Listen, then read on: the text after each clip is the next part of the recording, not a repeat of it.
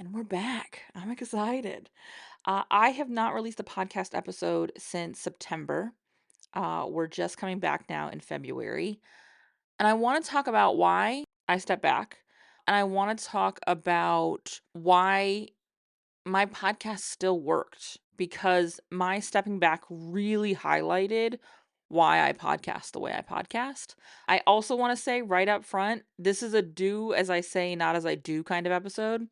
And we'll talk more about that in the episode, but welcome back and let's get started. Welcome to the More Profitable Podcast with Stacey Harris. I'm Stacey, and this is the spot to learn more about the strategies, tactics, and tools you need to build your more profitable podcast. My team and I work every day with podcasters like you to shift shows from frustrating time sucks to productive members of your sales team, because your show should be built to generate and convert leads. So let's get into it. It has been a minute. I'm super stoked to be doing this. I appreciate the folks that reached out while we've been in a bit of a pause. First and foremost, right off the top, I'm going to be honest with you. The back half of 2025 really walloped me personally and professionally. It was a really 2025 as a whole was a really difficult year for me. It was not my favorite. As we were closing out in December, I was thrilled. And as we hit September of last year, I was really, really kind of in it of a difficult season. And I had to put something down. And here's the reality is this podcast does make me money. But it makes me money whether I record new episodes or not. And that's what we're going to talk about today. But when I was in that moment in September of 2025, where I was thinking about things to put down, when it came to putting down recording new episodes of the show that I knew would continue to work for me, even if I wasn't releasing new stuff, or putting down something in my personal life or client work or things like that, it was an obvious choice that this was the thing that needed to be put down. And so I did. I set it aside for a little bit. And now that we're back, I want to talk about why I was able to make that decision, why I could set this aside, what happened to my show and my business in that process. Spoiler alert, it's not bad news. And lastly, I want to talk a little bit about what coming back looks like. And that's where we're going to be highlighting some of the do as I say, not as I do stuff. But I think that this conversation is maybe more important than it's ever been, because I've been seeing this in my engagements with people online and in person, where there is this sort of firmly in two camps, right? One group of people are looking to really come back to a podcast they have set aside before, because now feels like the time that they can step back into that, or they're looking for that level of connection, or whatever the case may be. And then on the flip side, there are a lot of folks who are also feeling that overwhelm right now and want to know that if they get to a point where they need to make a decision like I made, they're equipped to do that and still get the results I got while I was away. Because those results were not built in my downtime from the show. They were built in what I was doing in the show. And so I I really want to hit home that for us to prepare for these times off, we've got to be doing things now when we're in production that make that a possible option.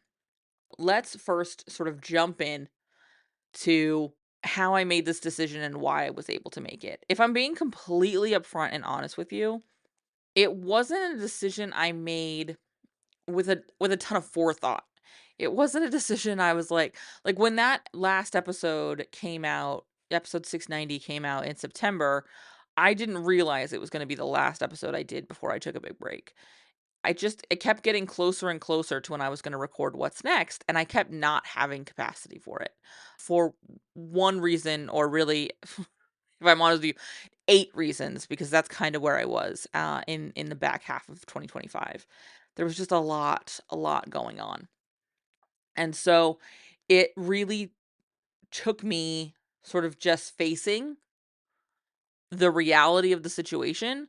And really, the decision came down to, do I want to, and do I have the capacity to put out re-releases, or do I need to just kind of let it be for a bit? And ultimately that decision, as you know, spoiler alert if you haven't checked lately, was to set it aside. And I'll be honest, I got some lovely messages from folks as I was in that pause, as the podcast hasn't been going out over the last several months. I've gotten wonderful messages from people checking in, making sure everything was okay, seeing if the show was going to come back, etc., etc. And that's lovely. That's absolutely lovely. But I'll be honest, it was a few. It was nowhere near what I generally get in downloads for a new episode. It's absolutely not the totality of our listenership. It was mostly people who pop in and out of work with me. They do intensives or they've done courses with me. They're not my ongoing production clients. And I did have a couple of production clients ask me when I was going to be bringing my show back when we met for our Q1 planning in November. And so, yes, I got lovely messages, but honestly, most people didn't notice. And I knew when I set the show aside that that was going to be the case, that most people wouldn't notice. Because here's the thing. Nobody is paying attention to you the way you're paying attention to you. Nobody is paying attention to me the way I am paying attention to me. I think this is maybe one of the most important things we can hear and learn and remember, because it allows us to quiet the judgment we have for ourselves. It allows us to quiet the expectations we put on ourselves, and really sit in the reality of the situation. Really be honest around what we need in that moment and step into that. At least that was true for me. I knew I was going to set the show aside, but I could do that because I have a library of episodes that exist and are built to do a job. Now, did I do this perfectly? No. And we're going to talk about that in just a minute. But I knew my episode could still work as a sales asset, even if I wasn't releasing new episodes. Now, to the imperfection of it all, if I was giving myself advice, what I would have done is I would have continued to send emails or be sharing things on social media and be repurposing this content to do that. The reality is for me, I just did not have the capacity. So I went quiet everywhere. I haven't posted on social media, maybe a little bit on Threads, but I haven't posted anywhere else on social media, and I have not released a podcast episode, and I have not sent an email since September. In fact, the email, if you're on my email list, the email you got with this podcast episode was the first email I have sent since September. And again, if I were a client, if I weren't me, I would have absolutely said, "Hey, how can we make sure that we're still sending regular emails and just pointing them to old episodes or whatever?" But again, I just didn't have the capacity, and frankly, it's just not a kind of support I have in my business, which is something I will be looking at this year if I'm being completely transparent with you. But I knew that my episodes were still set up to do a job because they're optimized for search. They're optimized for discovery. And I know that's true because as we shift this conversation into some of the lessons and insights and what actually happened when I was in this pause from the show, when I had set the show aside, guess what? I got brand new clients. Clients with an S, more than one, all of which were not leads before. One of which was a referral, but the client then listened to the podcast and made the decision to reach out. So there was a referral involved. The other one, which is an ongoing production client who I'm loving working with, by the way, I'm so excited. They found me through search. They were looking for something, looking to answer a question. Guess what? I have episodes built to answer questions.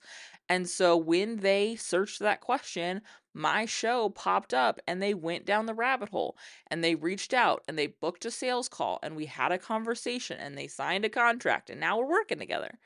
And that's because I've built a show that is an asset. I think a lot of us business owners want to talk about the fact that we're also content creators, and it's true. I do create content, but my content is not just content. They're sales assets. They're not built so that I feel cool.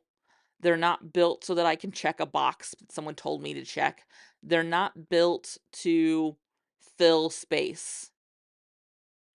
They're built to provide value. They're built to educate and convert. They're built to help you or anyone else who listens make a decision around their own readiness. That's it. That's what they're built to do. And guess what? Even if I'm not releasing new episodes, this show and the assets that are inside of it are still built to do that. So yes, some of this, and this is an insight I want to make sure I hammer home, some of this is because I've done 690 episodes of this show before. And more honest than that is because I've done 200 or 300 episodes that are built for who my ideal clients are right now and for the services I provide right now. Because having X number of episodes is not all about what it is.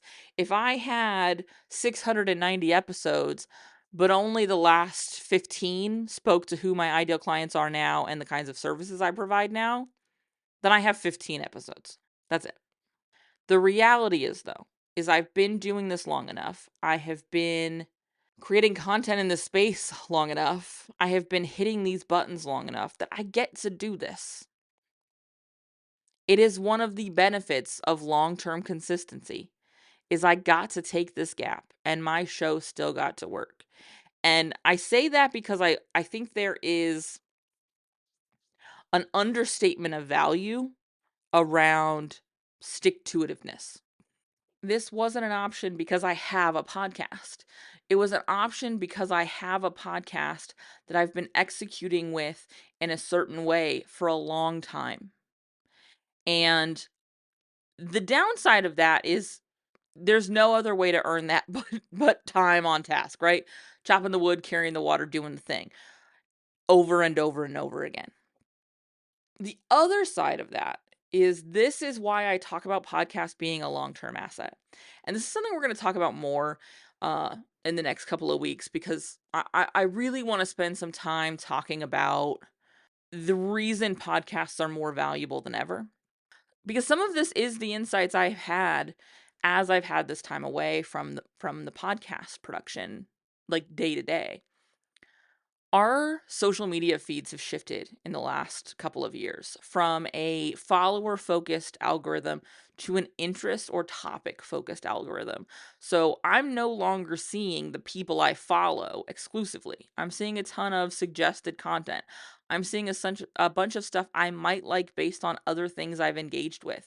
And yes, some of that is who I follow, but only some of it.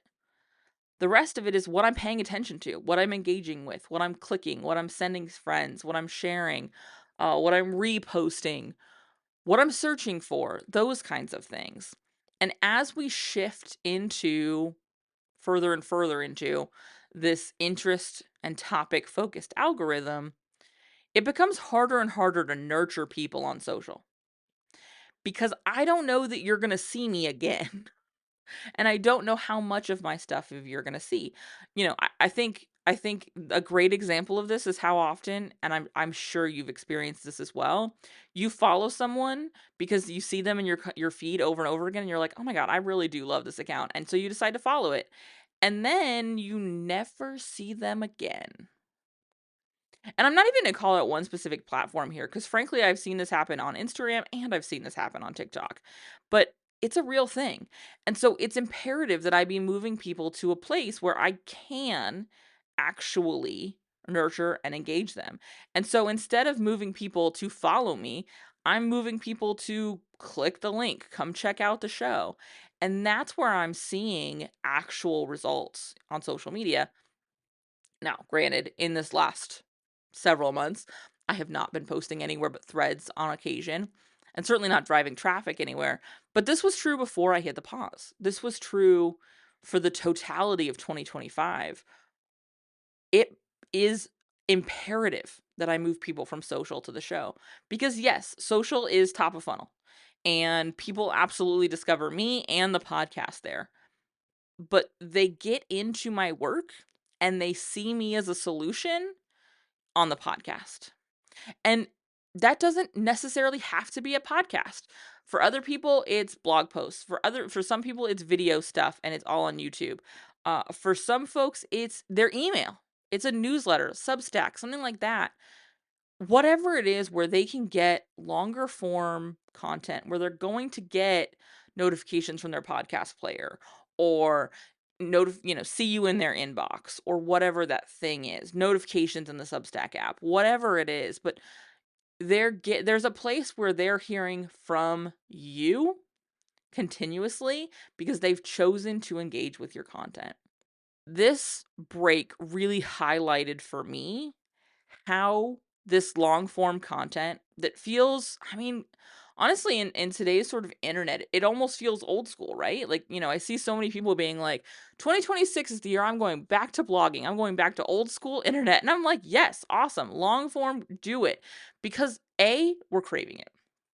And B, it is what works over time. We so often get stuck in this, like somebody found me on Instagram and bought things 3 minutes later. When especially for service providers who are working with clients at a high level and for a long time. So somebody like me, a lot of my clients are coaches and they're working with people in 12-month containers. And guess what? They're working with people over years.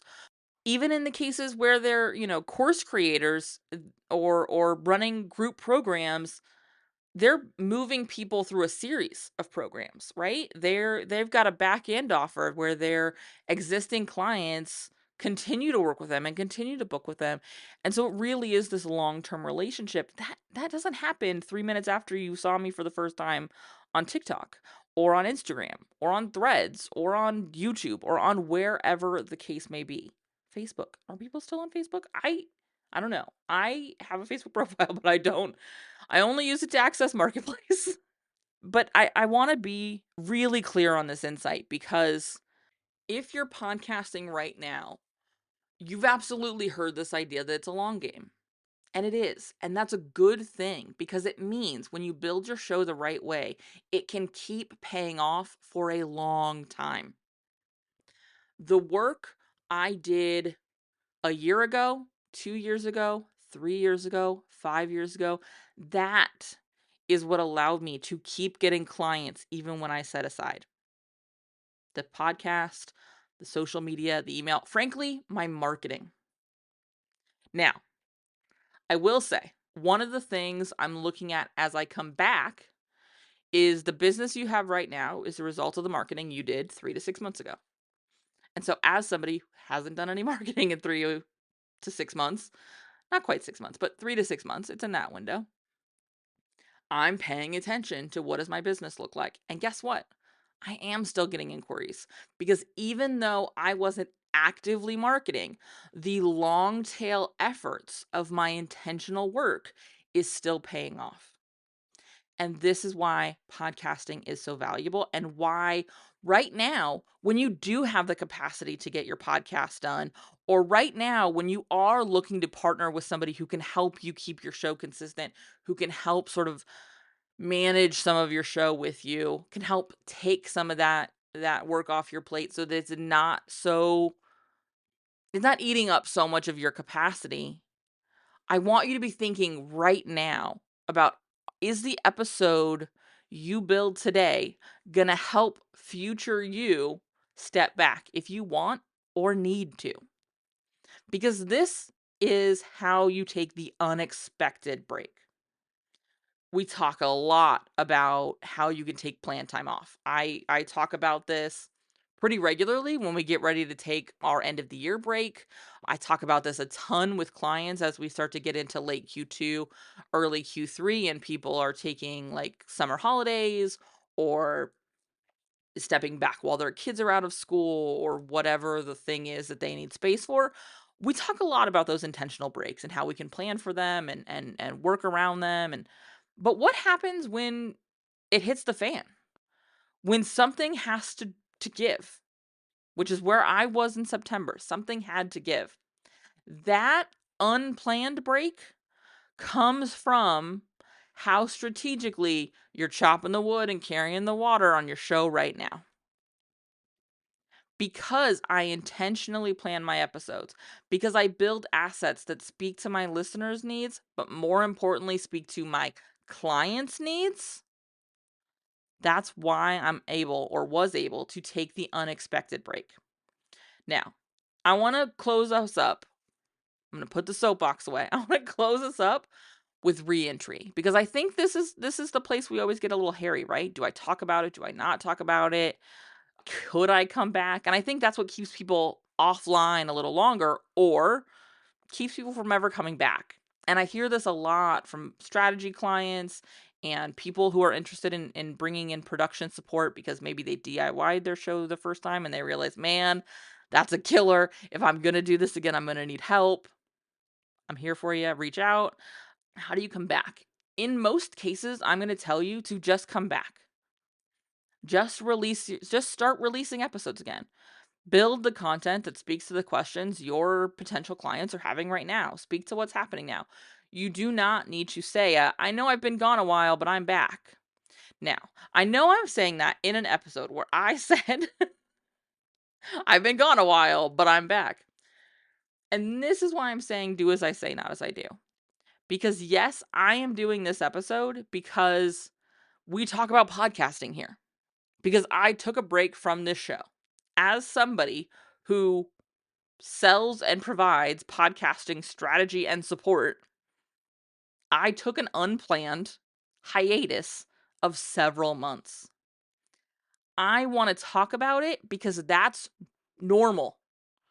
It happens a lot. You're not alone if it's happened to you. It's happened to me on the producer side. I've had clients who have had this issue. And it's, fortunately were working with me. And so I was able to say, cool, here's what we can do. We had a client who was going through this in the time in which I was going through this. And guess what? They never missed an episode. We repurposed, we re-released, we supported them so that they were able to keep getting their show out. So having support, really helpful in avoiding this. And so if you're somebody who has taken this break and you've reached this point in the show and you're like, cool, Stacey, but how do I get back? Get help, get support. That is a huge step. One of the things I'm looking at is how can I better be leveraging my own team so that I'm getting the same benefits that my clients get. Now, the sticky situation I'm in is the strategy support isn't necessarily there because that's me and our team, but we're figuring it out. We're looking at it. It's one of the things even I'm looking at as a podcast producer, but that's got to be the first step. But when it comes to, do you announce it? Do you share something? I want to really encourage you to just get recording again and recognize that just like exercise or any other habit, it's going to take some time to get back to what I'm going to call your fighting weight, right? Your ability to execute in the same way you were before. I am somebody who can batch generally 4 to 6 episodes in a day. Guess what I'm not doing today? Recording 4 to 6 episodes. What I am doing today is recording this and maybe my next episode. And then I have time on my calendar tomorrow, the next day, to plan 1, 2 if I have capacity, so that I can start rebuilding my backlog and get these episodes out on the cadence and schedule I want to be getting them out. Build yourself some buffer room. Don't record that first episode back and release it and hope that habit and cadence will come back. It's not going to.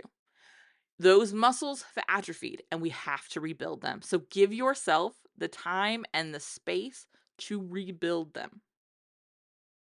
The first step I took when I decided to come back was I looked at the content plan I'd been avoiding. Some of it stayed, a lot of it went, because A, I needed to be excited about it, and B, there were other questions that I really wanted to speak to sooner rather than later.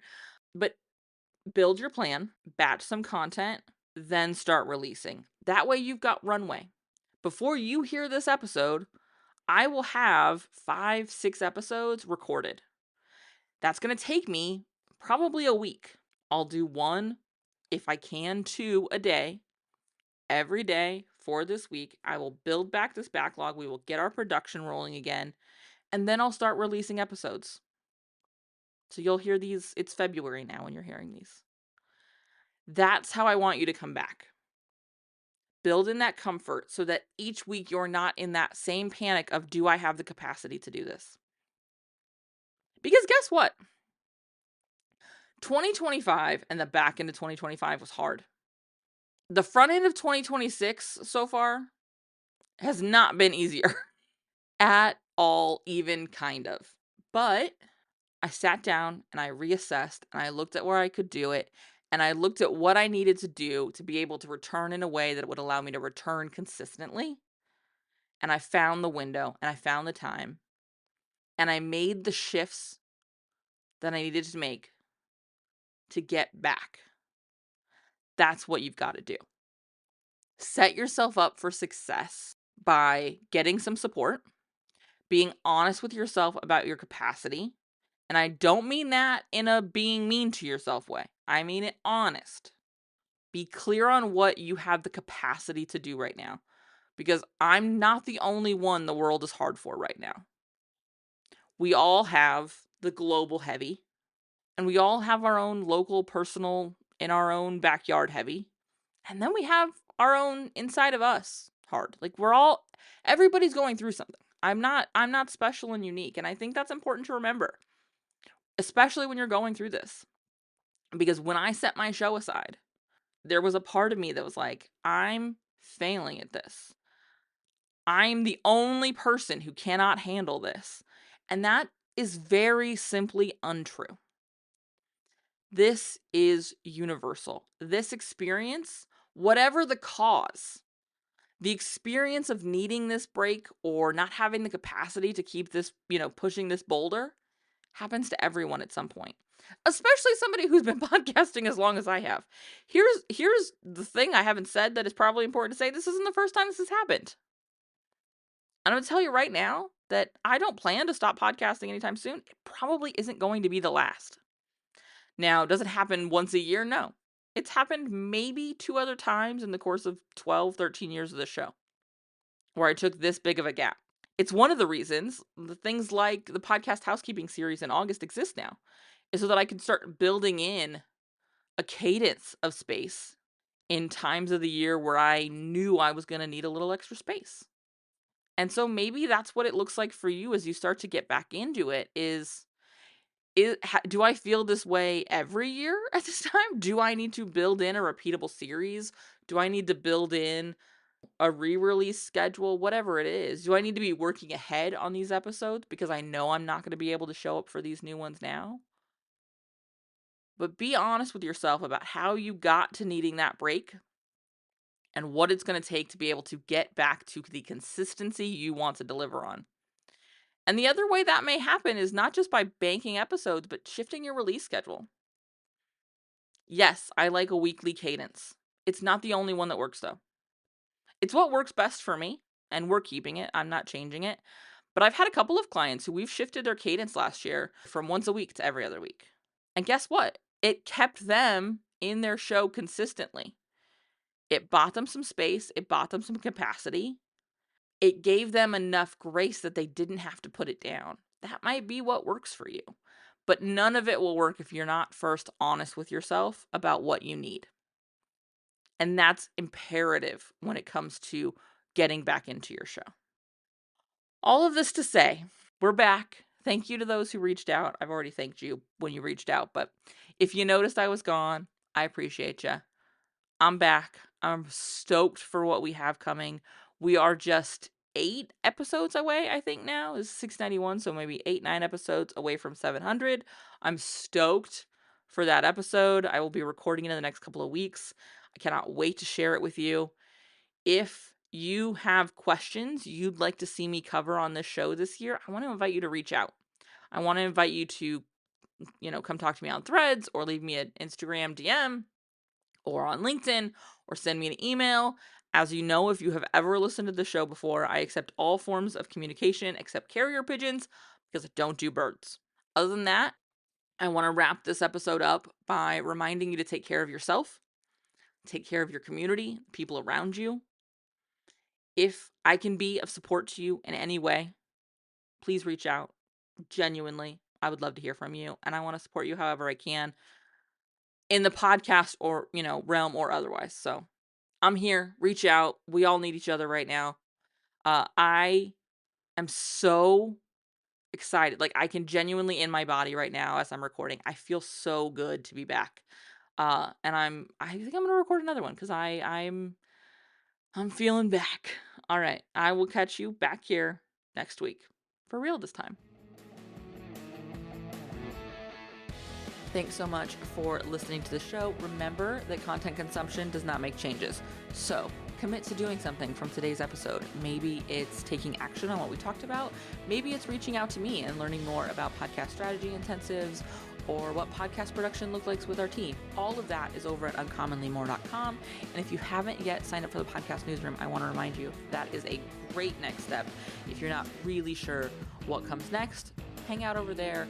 Get those exclusive private episodes. That's over at podcastnewsroom.com. And the last favor I will ask, because social proof is endlessly important for sure, is to leave a rating or review for the show. If you go to ratethispodcast.com/more, that's the easiest way to do it. But I would love to hear what you thought of the show, what you think of the show, and if the show has been helpful for you. I can't wait to chat with you. So this is just the start of the conversation. Reach out so we can keep it going. Talk soon.